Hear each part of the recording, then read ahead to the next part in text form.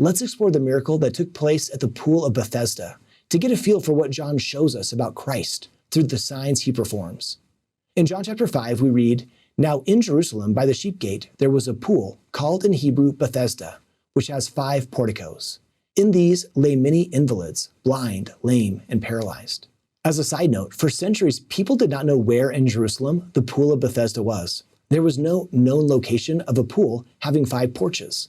In fact, some scholars thought it must not exist and John had made up the whole story. But in the late 1800s, this pool was discovered and you can visit it today.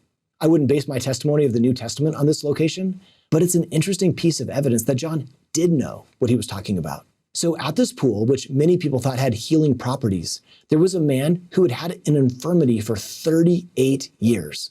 That is a long time. Jesus approached the man and said, "Do you want to be made well?" Isn't that a strange question to ask? Do you want to be made well? Of course the man wants to be made well. He's been sick for 38 years.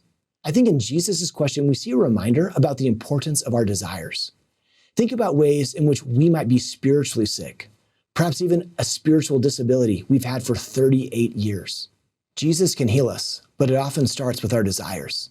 Jesus asks us, "Do you want to be made well?" The man responds to Jesus saying, "I have no one to put me into the pool." Can you hear the discouragement in this man's voice?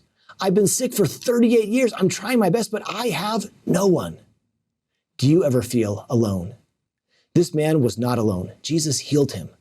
Through this sign, John shows us that Jesus has power over sickness, even a sickness that has lasted for 38 years. If you've been struggling for decades, if you feel like you have no one, hang on because you have Jesus. And the Savior has promised, "I will not leave you comfortless.